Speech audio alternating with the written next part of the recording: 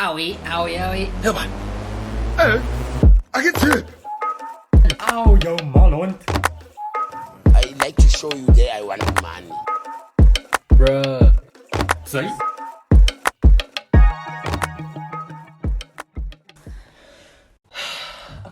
Okay, should we just say hello and welcome to the podcast? 1, 2, 3.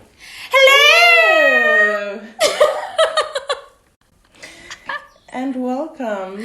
I'm trying to be way more cheerful and excited because when we re-listened to the first episode, we were like, wow, we sound so dry. Yeah, so we trying to not be dry. Shame, Jody. I can tell that it's very difficult for you. So it's like 10:30 on a Sunday morning and usually I'm asleep. Yeah. But we excited. We have to I'm do excited. these. We have to do these things. Like we need to make sacrifices so that other people can hear the truth. Do you know what I mean? Yes. Liberation of the masses was never going to be easy. The revolution happens on a Sunday. While the rest of the people are at church. Yeah, this is the way. So welcome to episode 2. Sorry, my name is Michelle. Alright. Yeah, I'm Jody. And we are the hosts of your podcast. Jody, how was your week? I haven't even processed half of what is happening this week. It was so busy. But not like bad, just good. It was really good actually. I haven't been so busy in my life, probably. In terms of work, but also in terms of just life, personally and socially and friendship wise. It's just situations all around, dude. No, for me this week was actually awful. I struggled a lot. You went through a lot. Yeah. I realized that I've been so dead inside and tired because I'm actually drinking too much coffee. Yeah, that does happen. It took so long for me to realize, why am I so exhausted and I literally can't give anything at work? It's because I've been drinking too much coffee. How many cups do you drink a day? Because I drink 3. Jody, I'm making myself a full, plunger, a full French press in the morning, and then I'm drinking it until 12, and then at maybe 2, I'm having another full. What? I'm drinking I'm averaging about 6 cups. Michelle! No. I love coffee. I'm obsessed, but no. How do you sleep at night? Yeah, I do, but I'm struggling. I'm Michelle, no. Look, I'm going through a transitional phase. I know. And I think for me it was okay, what's actually happening is when you put the spoon of coffee in the cup, I realized that I can actually put so much water in that I can fill it up to the top. Yeah. So I'm just continuously injecting coffee into my brain cells instead of just drinking water. But also, it could have been worse. In terms of... drugs. Yeah. So I think it's really not that bad in comparison to what it could have been. So I feel like you're okay. Just all I'm saying, dude, is there are worse things to put into your body. Okay, so News stories of the week. Go ahead. This shoot the boer thing is only coming up now.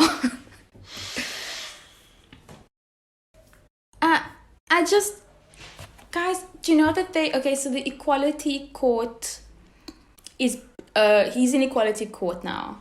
And I think it's, what's the name of this group? AfriForum. Yeah. AfriForum brought this to the court in 2010. And only now, guys. Why? Because things move slow in this country. But like honestly, at such a glacial pace. Yeah. Global warming is moving faster than us. Yeah, basically. So now he's in court and he's been saying some really, really interesting things, and it's lit, honestly. Okay, so he says about the case, he was like, we are sitting here in court having to deal with the trauma inflicted upon us by the apartheid system. To then be further subjected to being interrogated by an organization, AfriForum, that continues to promote racism in this country is really unfair. Drops mic. Say what you want. We need him.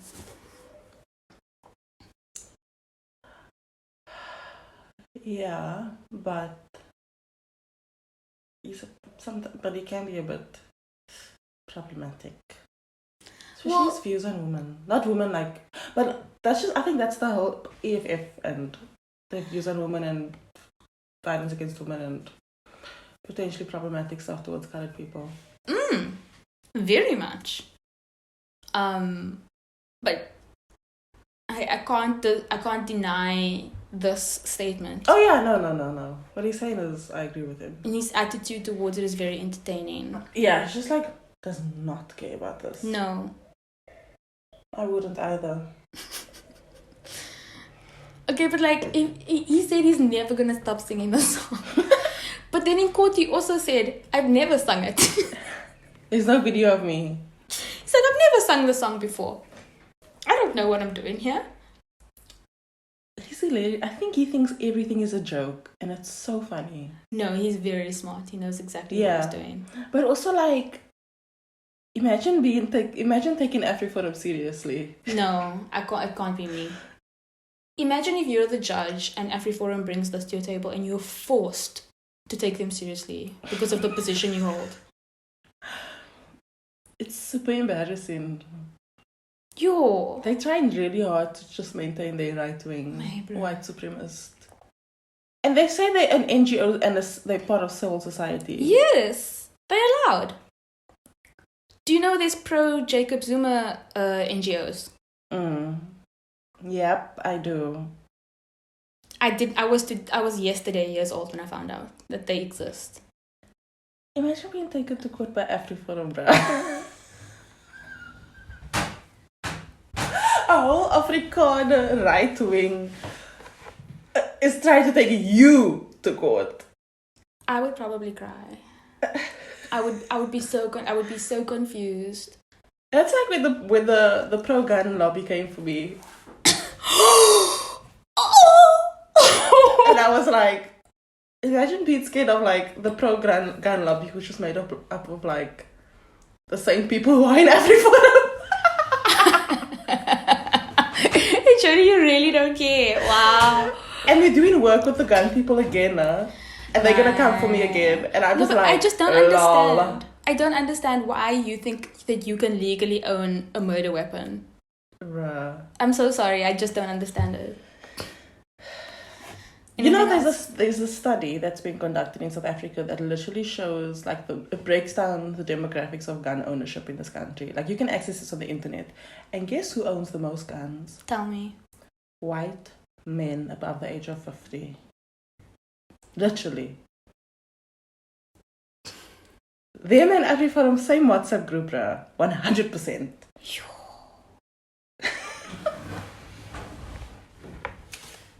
You can get this paper online and read it.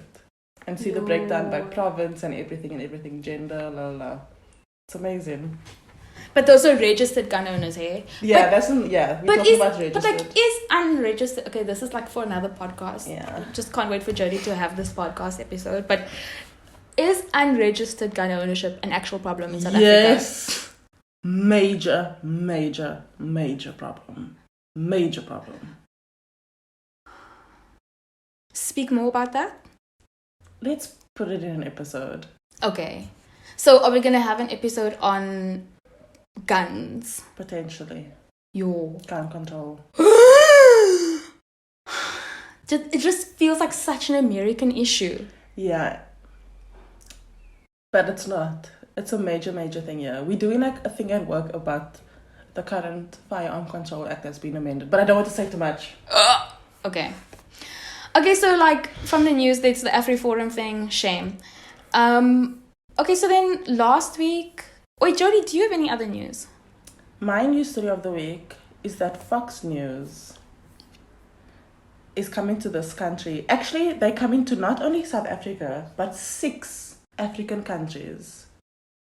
They're coming to South Africa, Egypt, Ivory Coast, Kenya, Rwanda, Nigeria, and Zambia. No. But it's like a subscription service, a streaming subscription service that you pay like X amount of dollars per month, and then you can watch Fox News all the time. And Fox News, AfriForum, same WhatsApp group. No. And also, these are the same people... I feel very uncomfortable about this, knowing that this is the home of... What's the name of that? The people who started the conspiracy theories about the election. He was a Joburg... It was a Joburg guy. Ugh, what's the... QAnon. Oh. He's from Joburg. What? Yes! It started here in this country. What? Yes! I just don't want the aunties who send chain messages based on what they got on WhatsApp is going to be reading Fox News. I really hope tend that to they be more delusional. I hope that they decide that Fox News is has a bad enough reputation that they decide to not sign up for that service and pay money for it. Who was the person who signed this off? That's what I want to know. Who are you? Imagine bringing right-wing American news to this content. This is really stressing me out. It really stresses me out, this idea. Yeah, we also stressed out when ANN7 became a thing. And then that didn't last long. Yeah, I forgot about them. And then, furthermore, we also know that, South Africans and their appetite for news is, the understanding is, Yeah. So... yeah, I am deeply concerned about this. I'm less concerned, especially if it's going to be behind a paywall. Yeah, which I don't think most people would do. If it deepens the resolution of far right white people and their beliefs, if it it further entrenches them within their beliefs, then that's not too much of a concern for me. I mean, I can't just pull you out of your delusion anyway. So, but my thing that I'm concerned about is by what those people watching Fox News, all their beliefs are going to be confirmed. Do you know what I mean? It's going to be this cycle of confirming their beliefs of what they believe, and they'll be like you said, they'll become further entrenched in it. I wonder if there's just oh no. I wonder if there's a study that shows that if Fox News introduces itself into a territory, then the level of right-wing leadership, the level of right-wing grows. I wouldn't want their ranks to grow. No critical thinking inside, just vibes. It's just vibes. Okay, so I have the last episode. One of the questions people why is no one in jail for state capture? And yes, why is Zuma not in jail? So he was in jail. He was no, I'm not gonna come. And then the police were no, but you have to report yourself to jail. And he was okay, fine. So he was. For a short while. And then he had an attempted insurrection. Which I should do an episode on, actually. Oh, can you do it? Thank you. We talk about it at work all the time. Liddy titty. Okay, so do you know that Ramaphosa is the reason that Jacob Zuma got out of jail? Do you know that? Are you talking about when he was in jail in July? Last year? Yeah. Okay, so this is like directly from the Daily Maverick, eh? I'm quite wait. Is this still we doing the news or is this state capture? This is an update. Okay. In September 2021, then Correctional Services Commissioner Arthur Fraser Yes, is that guy. overrode the opinion of the Medical Parole Appeals Board to grant Zuma a get-out-of-jail-free card. Yeah. Before making the decision, Fraser informed Ramaphosa of his intentions. The president did not object. Yes, I remember this. His people put out the rumor that Zuma was on his deathbed, while in fact, he was in rude health. No, that bro was fine. He was fine. I think he was a bit unwell, but he was not on his deathbed by any stretch of the imagination. The reason was clear. Having Zuma behind bars was politically damaging to the president. A December appeal judgment ordered the former head of state back to jail to complete his contempt of court sentence, but he appealed against that ruling. The decision to grant Zuma medical parole with Ramaphosa's acquiescence means that Zuma, the man at the center of state capture, is very likely never to face prosecution in that regard. Great. Jody, why was he in jail? What was it Contempt for? of court. For what? For failing to pitch at the state capture. Hearings. He just didn't go. He was just chilling at home. He was supposed to be on X date and just didn't go. I actually thought it was about the arms deal. No. Unless I'm mistaken. But he just was supposed to go to court one day. Just didn't have list to go. So didn't go. But the MPA is saying that no matter what happens, they're going to continue to press charges and they're going to fight against any more appeals that he will level against them because they want him to have his day in court. But also, how many times can one person... aren't you tired of appealing? 700 and what charges? How can one person appeal so much? No, he's like, I'm never doing it. He's absolutely dead set on the fact that you will never see the inside of a jail cell. That's his greatest ambition in life.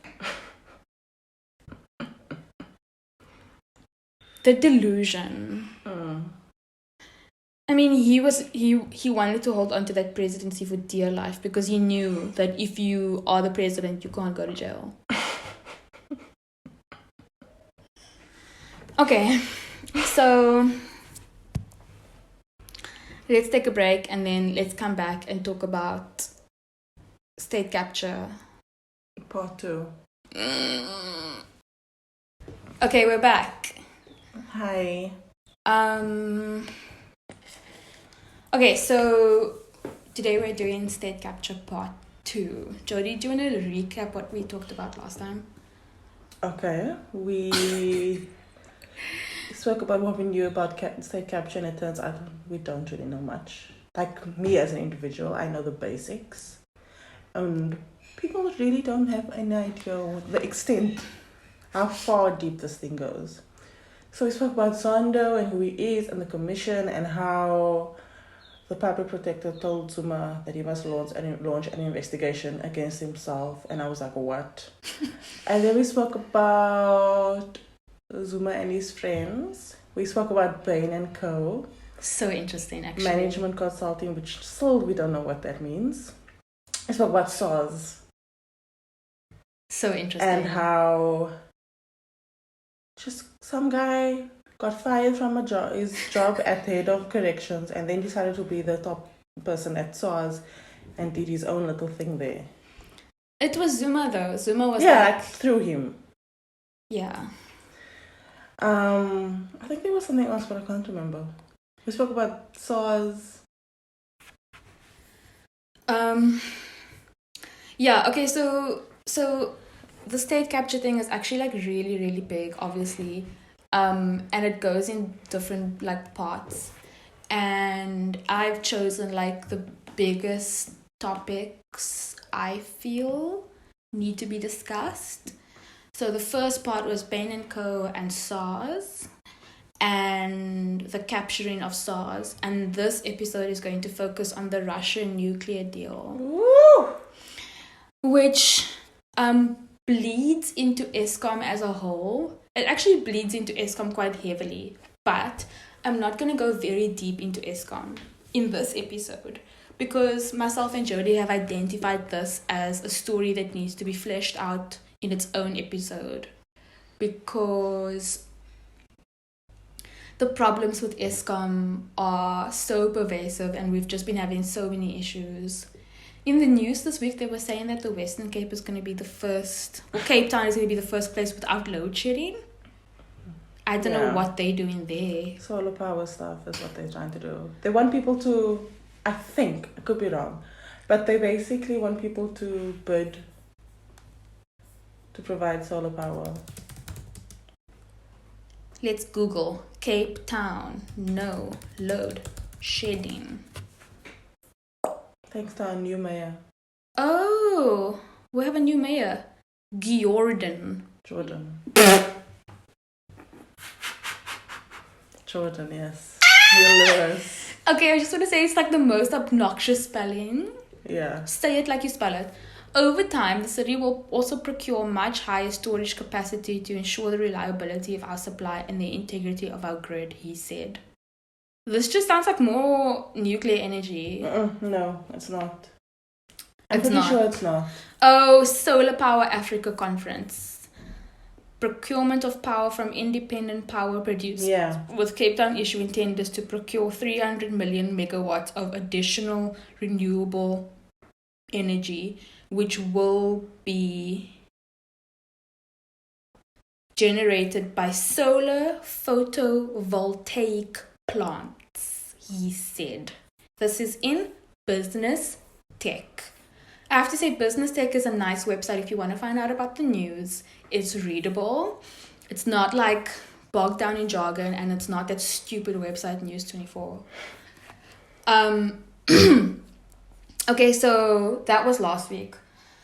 We are gonna do another episode on Eskom, but for this episode, we're talking about the Russian nuclear deal, and this was like such a wild ride, and it was so frustrating for a lot of people. And without the journalists and eco-activists, we probably would have been bankrupt by now because of this thing. Also, I am telling Jody the story today because we're still doing the state capture series, and I would like to wrap up with the third part, and that will be Transnet and probably Denel and possibly anything else that I can see. Okay. And then after that, Jody's going to talk to us about, can I say? Yeah. Jody's going to do an episode on the police and why SAPs are so cuck. Actually, the first question I'm going to have for you is, why, when I call, I don't even know who I'm supposed to call, like what number, by the way. Is it 10111? Yeah. Is it 122? Is it 211? Is it... No. What are those numbers? I don't know. Maybe they're Chinese numbers. No. But why do they not know where I live? Question number one. The 911 people. What do you mean? Why do they not know where you live? That guy who killed his parents and his whole family, the ex-murderer in Stellenbosch, he was like on the phone and he was like trying to give the operator details of where he lived. And she was like, I can't find your address. No, I think that's her problem. Okay, we will investigate. It's not, yeah. Put a pin. The sources for today's episode is still the book, Anatomy of State Capture, by... Who wrote that? Let's look. By Nina Callahan, Robin Foley, Mark Swilling. This book is free on Google. I don't know why they released this book for free. I feel like it could have made a lot of money, but it's an excellent book. My other sources are City Press, How Russia Eased Its Way into SA Nuclear by John Mattison. And also the Daily Maverick, How South Africans Thwarted the Secret Putin-Zuma Nuclear Deal by Marianne Tam. I think I'm pronouncing her name right. Marianne Tam. Thamn. Yeah, she's a good journalist. She is a brilliant journalist. I love reading her work. Okay, so I think we should start by how bad nuclear energy is in the first place. The word nuclear to me is a dirty word. Like if someone says, this is going nuclear, it's like, yo, that's bad. Yeah. If someone says to me, yeah, I just feel like if I hear the word nuclear in the news, I'm like, oh no. Yeah. And that connotation is for me largely about like Chernobyl. Yeah. Yep. I don't know if like there's a listener who doesn't know what Chernobyl is. No, I think we can assume people know what that is. Hopefully. If you don't, there's an HBO series, I think it's even on Showmax, called Chernobyl, and it's about the nuclear disaster, and you can watch how that whole thing unfolds. Basically, it's a nuclear reactor that exploded. This entire town had to evacuate. Like, people died, and that town is still uninhabited, and nobody can go there. If you go there, you're basically gonna get cancer and die. yeah. And do you know that we went on a school trip to Coburg? We also did, yeah. I felt very unsafe. I did not like it there.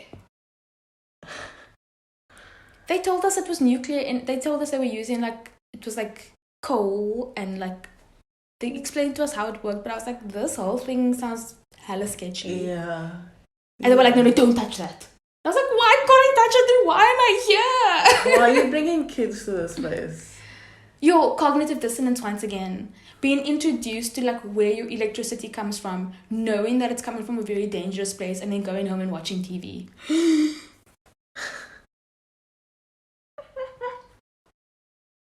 Wild. It's so wild. Okay, so after Chernobyl, people unilaterally decided that nuclear was not the way to go, and they went about making the whole process of procurement and usage much more stringent. Obviously, electricity still in the world is very much dependent on old school energy, I think. But there are countries that are moving more and more towards renewable sources of energy. But I think for the large part, people are very old school when it comes to electricity. Yeah. But as far as energy is concerned, nuclear energy is problematic, and we should be making a very strong pivot into renewables and subsidizing the implementation of solar energy far more heavily. It should be much easier for households to be able to make the switch to renewables in some way. But actually, it's super expensive. I looked into it once, how much would it cost to switch the house into renewable energy?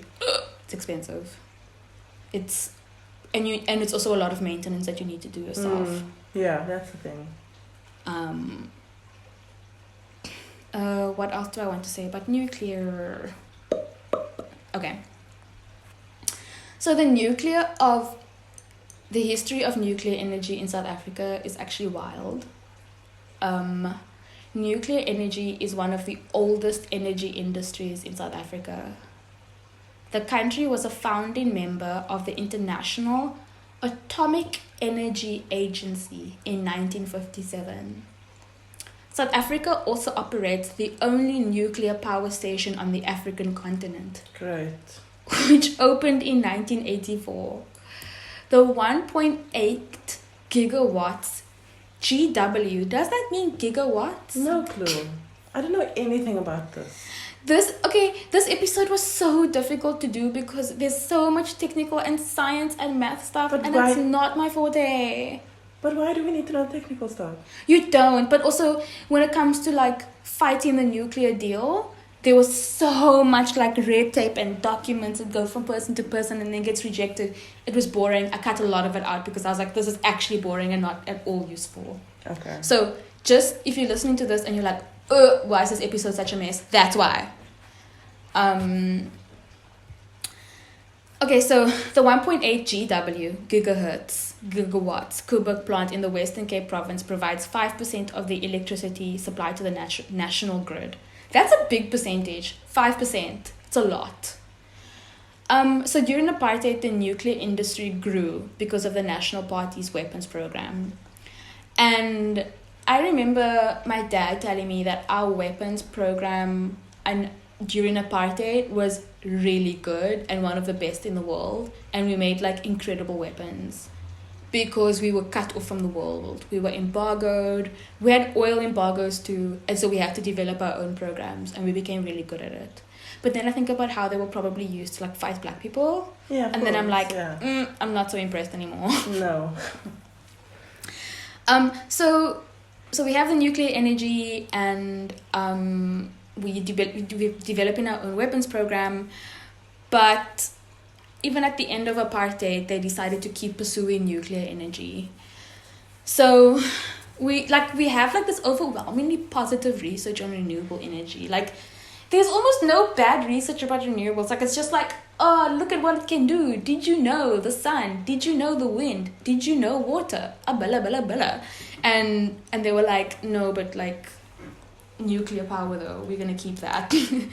And the book Anatomy of State Capture, I'm just going to quickly quote. The ANC tried to transform the predominantly white nuclear industry by appointing more race and gender diverse employees. WASB. Scholarships were provided to train young South African nuclear scientists through initiatives such as the ESCOM Nuclear Project 100. The opening of the sector failed, however, to change its secretive and non-transparent character.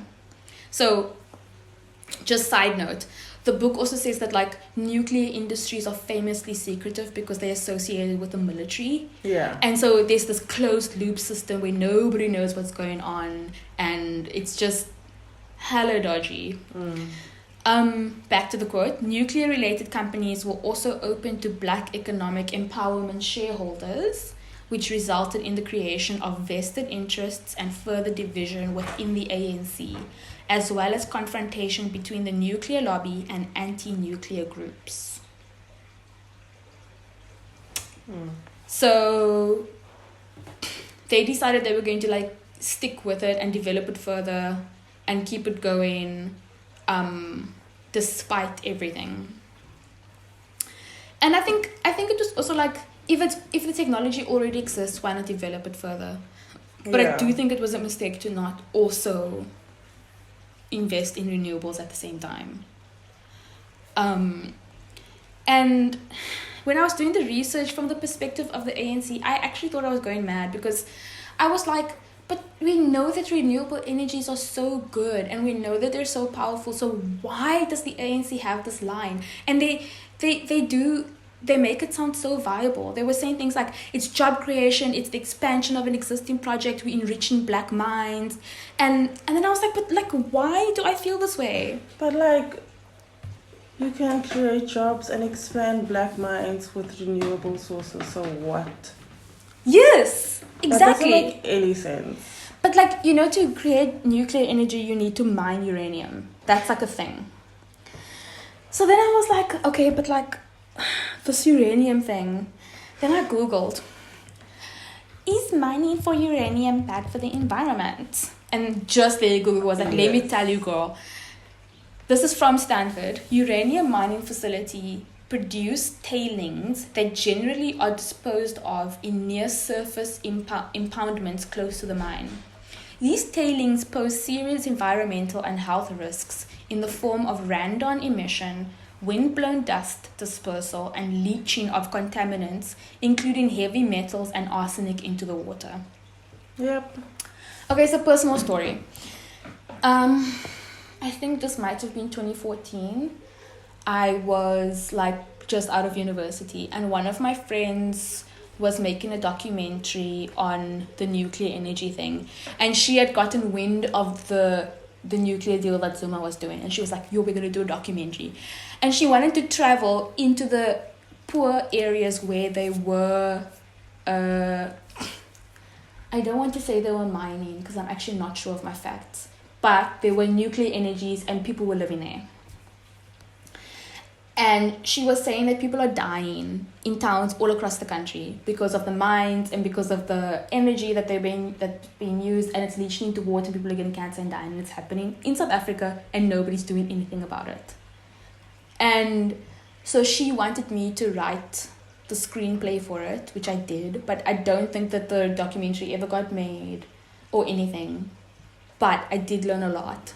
And these things that they're talking about, like the heavy metals, the arsenic in the water, the dust, this is a real thing that's happening in this country. And like people are just like, nah, we're not going to talk about it. We're not going to discuss it.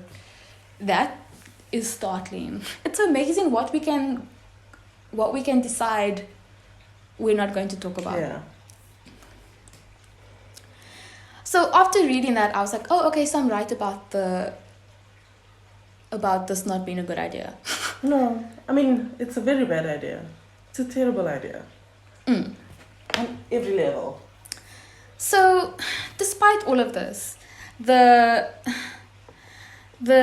Department of Public Enterprises Director General, her name is Portia Molefe, she said, the South African government remains committed to introducing nuclear because we have to deal with our carbon footprint and we have to diversify our energy mix. What? Are you scratching your head? What is that? That doesn't make any sense. We are committed to introducing nuclear because we have to deal with our carbon footprint. So by dealing with our carbon footprint, we want to continue with nuclear. Is that what it says? So we want to continue with nuclear energy, a thing that poses environmental and health risks, because we have to deal with our carbon footprint. But the carbon footprint is the environment. And then she says we have to diversify our energy mix. So we must have nuclear for diversity. No, I promise you, they literally gaslight us. This is like the time where that health minister was like, when people zol. This is literally like what you were saying doesn't make sense. I literally think they just say stuff to confuse us, and then we're just like, huh? And then they just do their thing because everyone's like, huh? Remember when they told us they were rogue units in SARS? Kanti? Like, how many lies are we swallowing? Every day. Guys! Every day, multiple lies. No, man. Okay, let's take a break. Okay, so we've covered nuclear energy, we've covered the environment, we've covered, like, just how monumentally shit that is. So, let's talk about politics. Now, the nuclear deal with Russia specifically. So there's nuclear energy, and then there's us wanting to have a pact with Russia specifically about nuclear energy. And that's coming from one man. His name is Jacob Zuma. Now, before he was elected into the presidency, this is something that he wanted. He was like, yeah, he was gunning for it. And there's a long history between Russia and South Africa. And, I mean, say what you want about your political beliefs, but, I mean, I was shook as a child when people told me that Russia was there for us revolutionaries when we needed them. Yeah. You are allowed to laugh. So, Russia was an ally to the anti-establishment during apartheid. Yeah.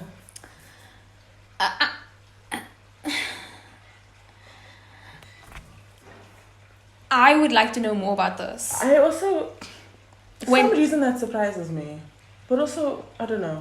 When I'm big, I want to understand this. Yeah, I have a lot of questions. It doesn't... Okay, but anyway. So, those relationships were strong. And they lasted throughout the ANC's leadership. Now, Putin, he had friends And those friends identified Africa as a place with lots of opportunity. They were like, For me. we're gonna... I mean, give me a country who hasn't identified Africa. Exactly. Land of opportunities. Literally since the dawn of time. Mm. So, Zuma and Putin, they are friends. What? Do they have each other's phone numbers? They probably do. Ew. I'm like, I don't want to be sued for saying this, but you guys are friends. Like, don't try and deny it. You Do they saw. know each other's wives? He has like 10 million wives. I don't know, dude. Yeah, but Putin only has one wife. I don't know. I don't know that. I just know that they have a close relationship, is what I will say. Ew. They trained together. Zuma trained in the Soviet Union, What? and he was the head of intelligence of Mkonto Wesizwe. I'm sure that we all know that. And Zuma was like a fighter, and he was deep within the leadership structure of the ANC. And Putin was like, you know, if you're training in the Soviet Union, like Putin's there, like they're gonna get it popping. So Putin's also ex-intelligence. Like, obviously the two of them were like, yeah, let's align. They bonded over it. Bro. Over like a drink. Absolutely. Can you just imagine them doing push-ups in the courtyard together? like exchanging, like, what can your gun do? What can your gun do? Like, I don't know. What other things do bros talk about? Don't know. You think vodka's cool? Wait till you try traditional blah blah blah. What's that thing that Hilda drank in Sevenderland? That traditional liquor. What? Do you remember in Sevenderland there was a whole arc of this traditional liquor? And then Felicity got into a car accident and she was at the boutique. And someone gave her a shot to steady her nerves. And then she almost went to jail because the blood test showed that she was drunk. But she took the shot after the accident. What was it called? I can't remember this. I don't remember that Felicity thing. Sevenderlaan alcohol. What is it called, man? Traditional South African alcohol. And it was this lady, she made it, man. What lady? She's dead. Aggie. Aggie's not dead. What's this woman's name? This one. The older woman. Maria. Oh, Maria. Yes, She dead. died. Yeah. That's so sad.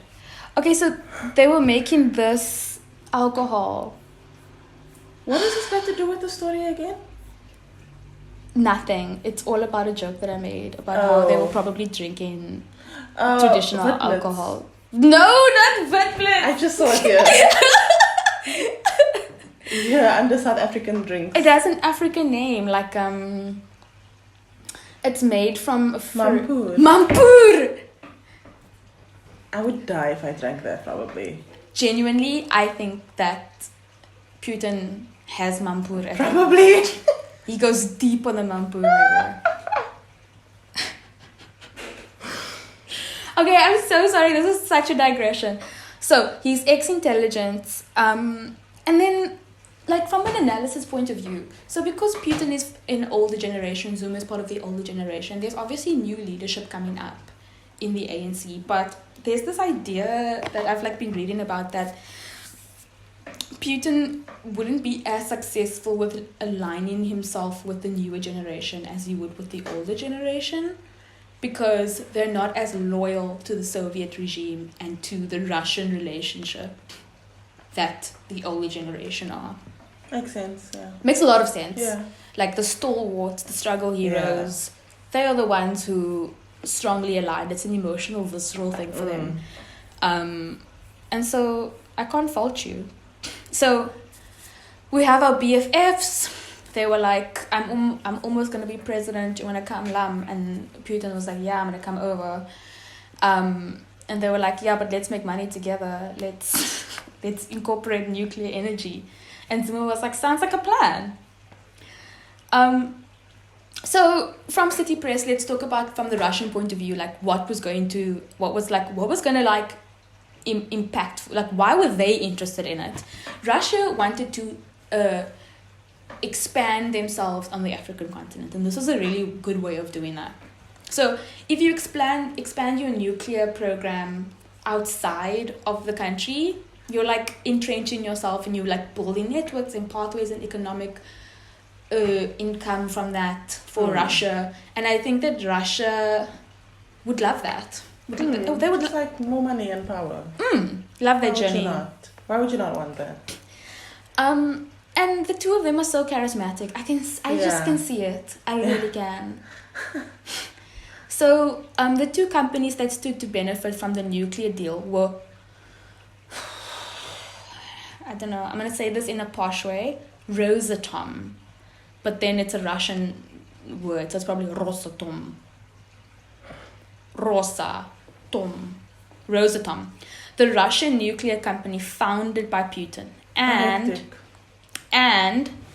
Oak Bay Resources and Energy.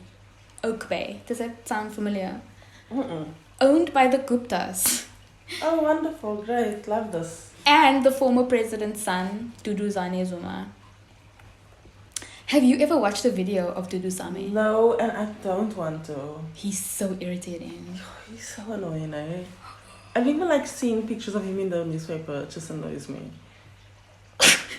I don't even want to even open a window of seeing that man. I will avoid it at all costs. I truly don't understand his life at all. He reminds me of Draco Malfoy a lot. He's just so annoying. Like I just googled him and I saw one picture and I'm just angry.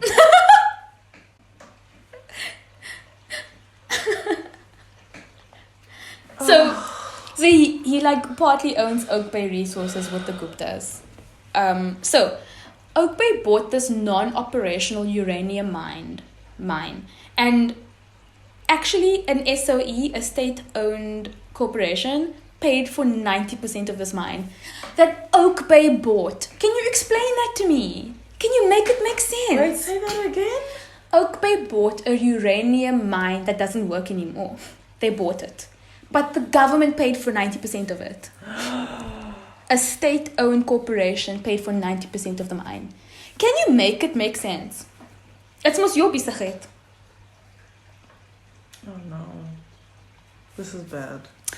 So the state-owned corporation was like, but we're gonna need our money back from helping you purchase this mine. But instead of asking for repayment, they settled on 3.6% of the shares. Okay. But that turned out to be such a bad idea because they are now struggling to recover those funds. Okay. So this is like, okay, to me, this is blatant theft. This is a swindler.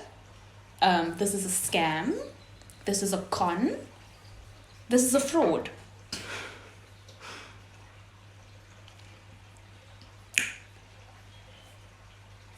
So after this, Zuma, and I remember this, after this, Zuma starts talking about nuclear energy in his State of the Nation address. Yeah. He mentions renewables like a little sprinkle. Like, oh, I forgot, let me just add it on top. But eventually, he leaves out renewable energy entirely from his State of the Nation address. He's just like, I'm gonna go ahead and just not give that to you guys this time. So, from Jacques Paul, he wrote a book, the journalist Jacques Paul, and the book is called The President's Keepers. And that is then retold in the City Press article that I read by John Mattison. This is a story. The story is nuts. Remember when that book basically broke the internet? Yeah. Yeah. I would like to read this book. I don't know how much value it's going to be. And I read like a couple of pages and I didn't understand anything. Oh, I hate it when they do that. I understood nothing. But also, I don't think I understood like the context of what that book was written in. But I think now I might be able to read it. Just try it. I think you need to like you have to read it knowing the context of South Africa and like state capture and like Zuma and politics. You can't go in there like knowing nothing. I don't like esoteric books like that. But I mean, like honestly, who's your audience? Who's gonna buy it? Academics in And Switzerland. journalists. And like, yeah. Okay, so here's the story. Putin has a friend. The name of Putin's friend is Vladimir Of course. Stralkovsky. Just call him Vlad. Vlad. He is the CEO of Norilsk Nickel. So nickel is big business. And this is a big deal. So, okay, Vladimir, he lands a private jet at King Shaka with a donation for Nkandla. Why? This is in 2011. He's the president, eh? Zuma's the president in 2009. The plane lands 2011. Putin and Zuma are friends. The nickel dude is like, CEO of nickel is like, here we are. I have a donation for you. On the plane is a lot of money. I actually can't believe that this is real. And a machine. It's a Russian telemedicine laboratory.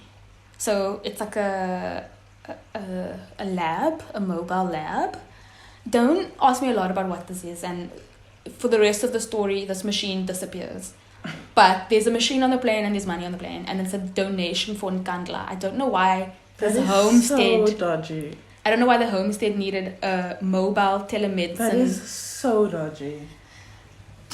But this can the like a mobile telemedicine laboratory that must be very expensive. Oh, billions and billions. And it all formed part of relationships that would allow this company to extract ore, O-R-E, and process it from South Africa. Process it in South Africa. Okay. So there's a relationship here. They're like, let's schmooze. And a plane lands and there's the stuff. So SARS is like, I'm sorry, Vlad, what is all of this? I understand that you are here with some gifts, but this is SARS and there's no paperwork. So they impound everything because there's no paperwork to accompany this donation. So then the state security minister at the time, Siyabonga Cwele, she pulls rank and she tells SARS to release the equipment because it concerns state security. So Jacques Paul had a source for the story and, quote, there was a lot of cash on that plane, said Paul's source. A lot. SARS detained the plane with everything on board. When Cwele moved in, he took over the whole shipment, including the money. The money was also not cleared and therefore illegally imported. Its origin and destination were never determined.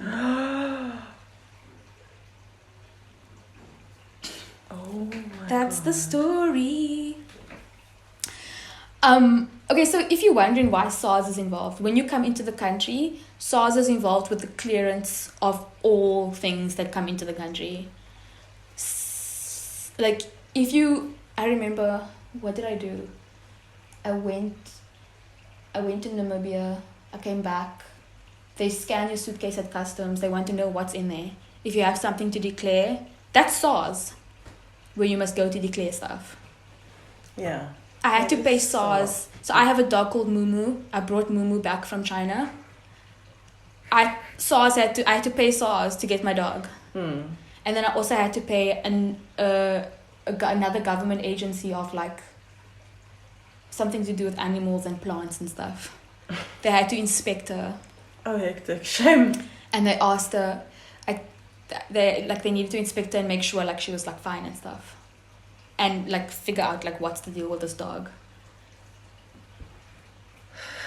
Yeah. So SARS is an involved. ordeal. SARS is involved with anything that comes into the country. It's weird that a tax agency would like I thought there would be like another agency that does that. Yeah. Like exclusively. Yeah. But it's SARS. Weird. Anyway, So moving they on. really took the money and then go. Did they give it back to? The money was not cleared and therefore illegally imported. Its origin and destination were never determined. That's the end of the story. What? So we don't know where it went. No. You will never know. I'm confused. So, do it with plane landed. On the plane was the machine and money. SARS was like, yo, you need to give it to us. Then, State Security Minister steps in. and it's like, no, you need to give it back because it's a matter of national security or whatever. Yes, she said she's told SARS to release it. Release it to who? To where? To her, to them. Oh, to them! She's- To the security people. No, to the state security people because she was affiliated with Zuma. So she stepped in, they made a phone call, she steps in, she takes it away. And gives it back to him. I'm not going to say that. But that's a possibility of what happened. Anything is possible if you just believe. What happened to the machine? Did it disappear into the abyss? No, they took it. And did what? Oh They- my gosh, this really stresses me out. They said they told SARS to release the equipment back into into their care, Okay. into the party's care because it concerns state security. And this is the state security minister, so she steps in and she can pull rank if she wants to, I suppose. Yeah, okay. So the machine is somewhere. So now we have that story, and we also have like the thing with him pursuing nuclear energy. So the way that the pursuing works is like they're telling people what they're gonna do, and there's pushback. And actually what happened was how it actually got out is that there's a Russian activist group. Dude, the activists in Russia are wild. Yeah, they're super serious. They are like intense. Okay, so if you are an activist and you are Russian, I fear for your life and I also commend Literally. you. They get poisoned. They get killed mysteriously. Oh my god, do you think Putin's gonna listen to this and come for me? I'm so scared. But, like, things happen. Yeah. So this Russian activist group, they called Eco Defense! Exclamation mark. Ego. Eco Defense! Oh, eco. Exclamation mark. They leaked this document to two South African activists because this document was secret, hey? The whole Russian nuclear deal was secret also. Nobody knew what was going on. Actually, what happened is, I'm not even reading my notes at this point. In the presidency, you don't often go and visit other countries a lot. You go there on a state visit and then you're like, done. So other presidents went to visit Russia once in their term of presidency. Zuma, guess how many times he went to go visit? 15. Oh, 7 times. I just showed Jody Chinese numbers and she was like, what? Yeah, 7 times he went to visit Russia. 7! So one time he went there and they were like, where are you going? Why are you there? And he said he was poisoned. And he stays there and he comes back with a signed agreement concerning the nuclear deal. That's a real thing that happened. I'm not lying. I think I remember this actually.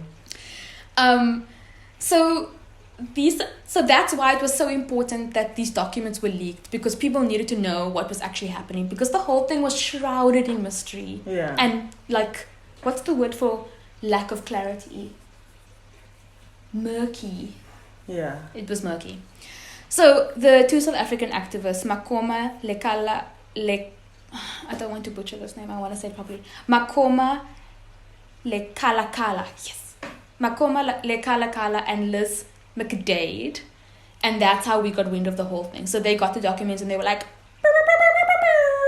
everybody pay attention! Shit's hitting the fan!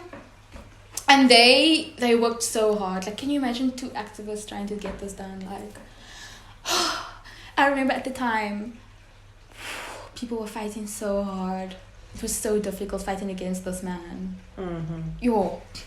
So, so what he did was he set up this overarching body called the National Nuclear Energy Executive Coordinating Committee. South Africa and naming things, I just can't. He set up a committee within the presidency. And okay, so when you procure nuclear things, there's a very long list of things that need to happen. Like even more than like anything else, because we're dealing with something very, very dangerous. And he's like, no to all of that.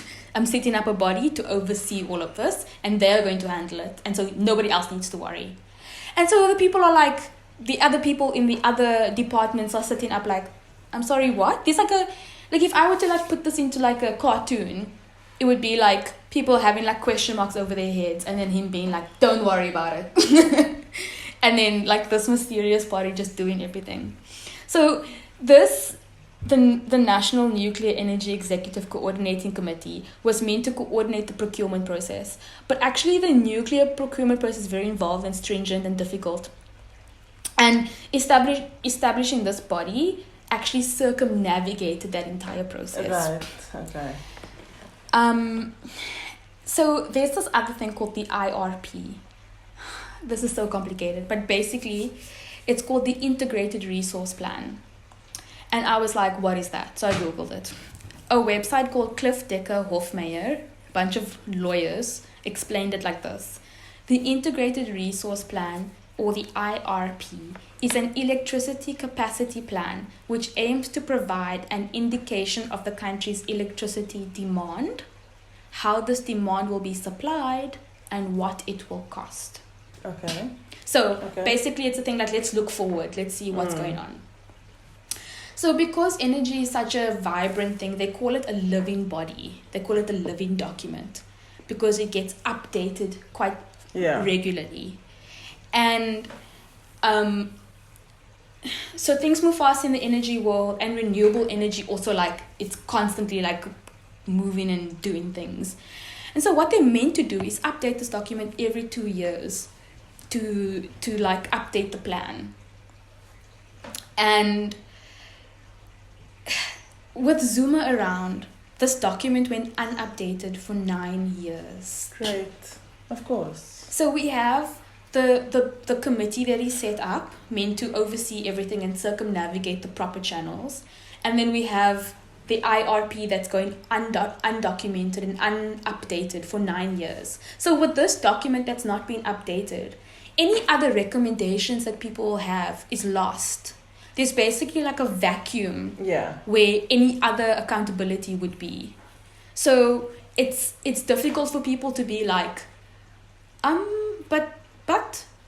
but, and he's like, no, don't worry about it. Like there's no avenue for that. Yeah. And so it becomes very easy to push through any other thing.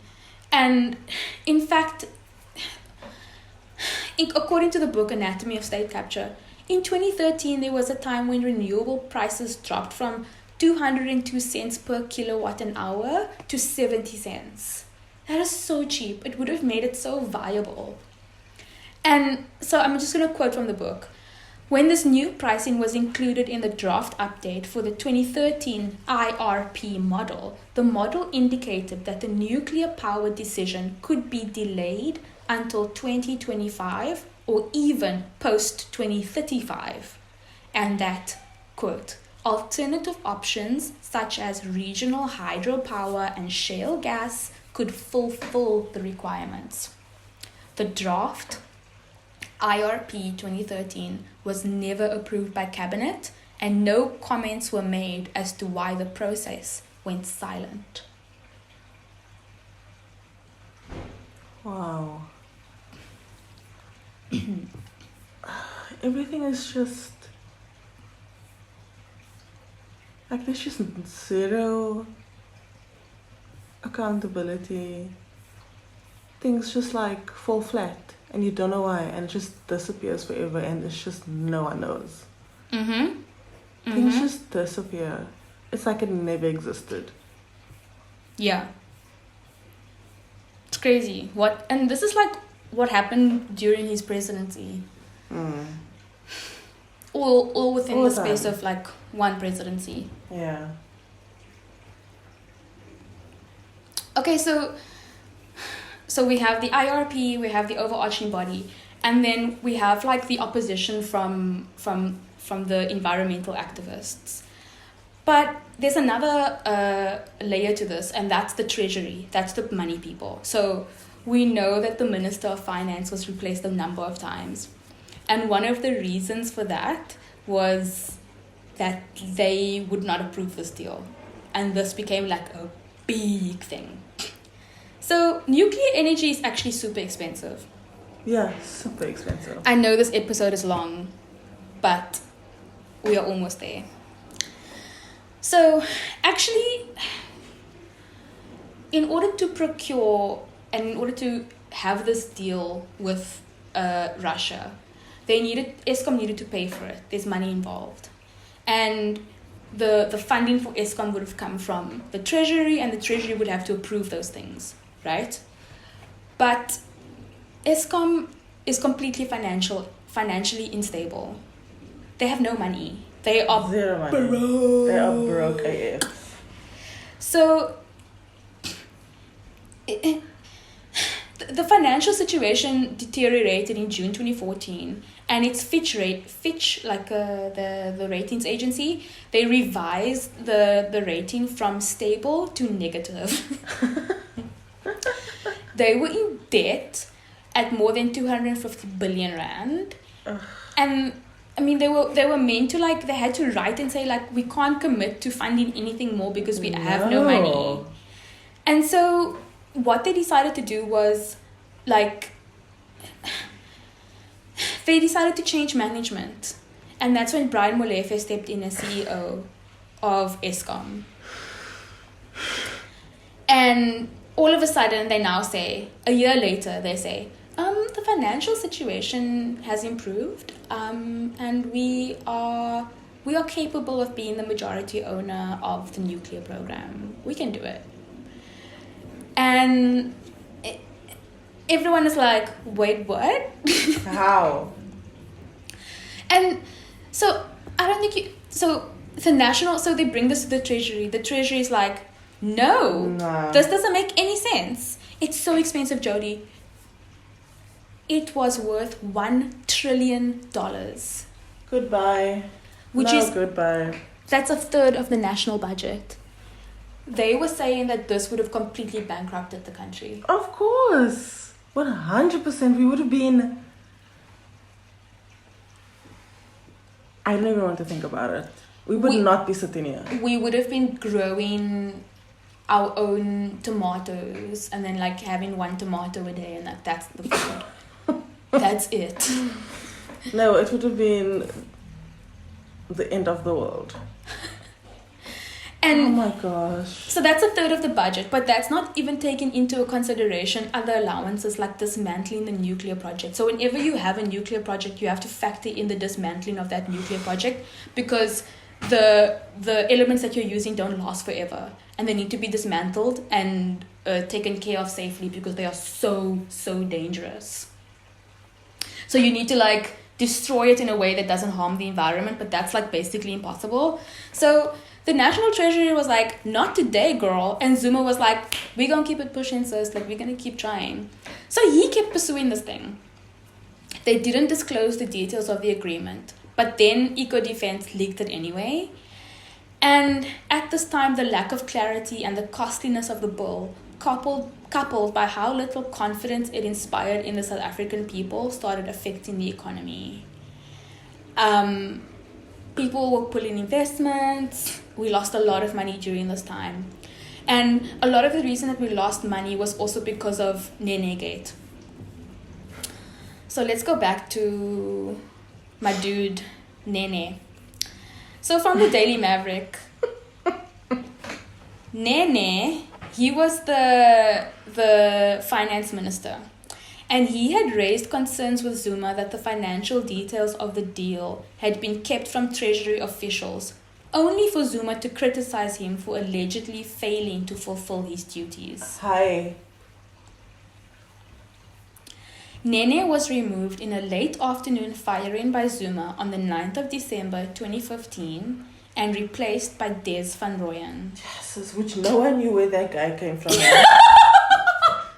That guy just came out of nowhere. Everyone was like, who's this? I don't know you. No one had heard from him in South Africa, and now he's finance minister. Bro, he could have pulled him from the street and been like, do you look good in a suit? Like, We were that's like, literally. who's this? Who are you? And now you want to manage our finances, but no one knows who you are. So they were like, no. And now the way that the exchange rates and the JSC after that guy. Dude, we went straight down. Then some people were like, absolutely not. And they just they plunged our ratings. That was a very dark week. I remember that. Yeah, we were like not happy. Yo, petrol. The Everything petrol just price, went the haywire. food prices. Yo. The investors were like, nah, we are pulling out of this country. Goodbye. A finance minister that no one knows. Never heard of this man before. Wasn't he like something in the Free State? Wasn't he like some low-key politics dude in the Free State or something? I don't know. Or the Northern Cape? Is that true? I don't know. Something like that. Oh God, I hope people aren't listening to this podcast and be like, you guys have speculated the entirety of the show. No, I promise you, I've been reading my sources and I know what I'm saying. So Des van Rooyen comes out of the woodwork. It literally comes out of the woodwork. Like, Have you seen the SpongeBob movie?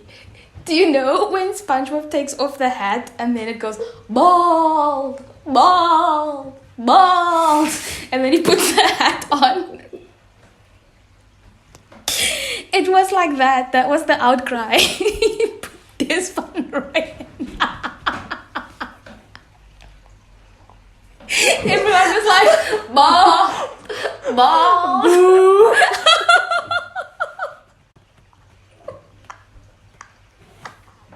Is it too early in the morning for us? Is that what's happening? Jody, you crying. Yeah. Okay, so now they had to replace him with the Minister of Finance, Pravin Gordhan. But Gordhan had warned the president as far back as 2011 about this. Do you know what he said? He said to him, I can someone tell you without looking at my notes. He was like, you better make sure that with this nuclear thing, you follow the due processes and you do this by the book. This deal doesn't look good. It's going to cost us a lot of money and I don't know what you're doing. And he said, like Gordhan said to Zuma, you were already in the cuck because of the arms deal. So you better make sure that this doesn't ruin your political career. And Zuma was like, living la vida loca. Zuma hated it wasn't, they did not. I mean, how would you Of course. like someone to tell you how to live your life?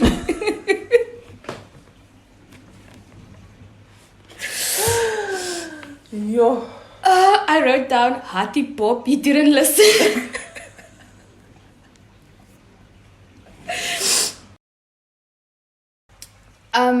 Basically what happens is there's all this pushback from the National Treasury. He's trying to get this nuclear deal pushed in. People are saying to him, this is a bad idea. Eventually, these activists actually go to the Western Cape High Court, I think it was, and they filed a case against the deal, saying it's unconstitutional for them to be putting this in. That's how far they had to go just to get him to quit and to stop. And that's how it dies. There were protests from all sides. The journalists were like, we are working so hard to get this to not work. And on a level, I so appreciate that. Like, even though I don't understand half of what you guys are saying half the time, you are speaking to the intelligentsia and the academics who are able to make things happen. And for that, I thank you. Yeah. You're working in our interests some of the time. And so I can appreciate you for doing that. Yeah. Like, without them, we wouldn't be able to tell the story about state capture. We wouldn't be able to tell the story about the arms deal, about Nenegate. Yeah. And it was also like these activists who made it so that it was impossible for him to get away with it. After all the protests that come in, he was forced to step down. And now, finally, the IRP 2019 comes out. And renewable energy is put into the IRP. And coal is still the primary source of power. Nuclear remains an option, but there's a mix, you guys. Okay, it's not number one on the list. And there's an IRP out. Thank goodness. Where they hadn't been for so long. Thank goodness. Like, that's a happy ending. Yeah, sometimes things do work in this country. It just is very who's that guy who pushed the rock up the hill? What's his name? That Greek guy. Delolo. Sometimes things do work. It's a happy ending because otherwise we would have had nuclear energy and would have been in a relationship with Russia, and we would not be sitting here. We would probably be like working the fields. Or we'd have like cancer, all sorts of other things. Okay, back to the guy who pushes the rock up the hill. His name is Sisyphus. Never heard of him. No, this is in Greek mythology. Don't know anything about it. Zeus punished him for cheating death twice. And he is forced to roll an immense boulder up the hill, only for it to roll down every time it got to the top. And he has to keep pushing it back up. That's what journalists are doing. That's literally what they do. Yeah, it's very shame. That's the story of nuclear energy and the Russia deal. Jody, do you have any questions? Are there any gaps in the story where you're like, The only gap, but this is a question that you can't answer, and apparently no one in this country can answer, is what happened to the moolah and the lab? Where did it go? Did it go back to... Did it just... I don't understand how things can just disappear like it never existed. I'm gonna Google it. The state security took it. Okay, so That is so incredible. that's the story of how we created sufficient uprising. Okay, and one thing I also learned is that they had to go to the Western Cape High Court because they identified that court as the one that was not captured. What? Yeah. So even if you have a problem, you must go to the right place with your problem. So I want to encourage people actually to not be afraid to pursue things. Go to the court. Go to the courts. Get a lawyer friend though. Yeah, please get a lawyer, please. But I feel like... Please. Okay, so like you can't become a lawyer in this country because all you can do is work for a corporation and do like property law or corporate law, which is like so boring. Dude, if you want to be a lawyer, you're going to be poor. Unless what are you talking about? Okay, there's this idea that if you become a lawyer, you can do any kind of law you want.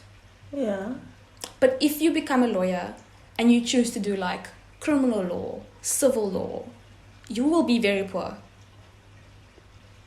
Why?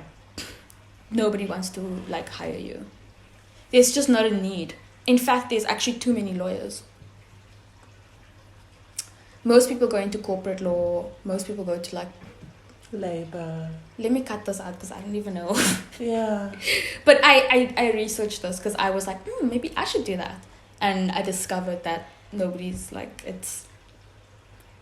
don't do it. All the lawyers that I know are rolling. Yes, but what kind of law are they practicing? No clue. I don't know them anymore. They probably all work for a company. Yeah, they work for firms. Yeah, but like it's probably like a firm that deals in corporate law Yeah. or property law. Yeah, I'm assuming so. They're not doing like and also intellectual property law is a big thing. That's a big thing, yeah. But if you're gonna I've never met I've met divorce lawyers, so many of them, but I've never met like a lawyer who is well off, who is practicing civil law, or able to do something like defend you because you killed someone. Okay. I think there's very few very wealthy criminal lawyers. Mm. That's just my idea. But like, if you disagree with me, please send us an email at yourpodcast21@gmail.com. Tweet us At your_podcast. on Twitter. We're not on Instagram. Do you think we should do Instagram? Potentially in the future. Maybe we could. We could post pictures of Nene. And No, you mean Van Rooyen. Van Rooyen. Be like, this is the guy, in case anyone was wondering. And we could post a picture of a telemedicine lab. Because no one knows what that is. Yeah. We should do that. We should post pod notes. We should actually, that's a good idea. Okay, we'll start an Instagram page. That is wild. That story is wild. It just had like this massive ripple effect. Yeah. I have to say this book, Anatomy of State Capture, is riveting. I can't stop reading. It's very, very good. It is, yeah. I've read the first chapter and it's good. Woo! What a wild ride. So that's me. Jody, what did you learn? I really didn't know anything about this nuclear arms deal. I just knew it was Russia, Zuma, nuclear energy. That's it.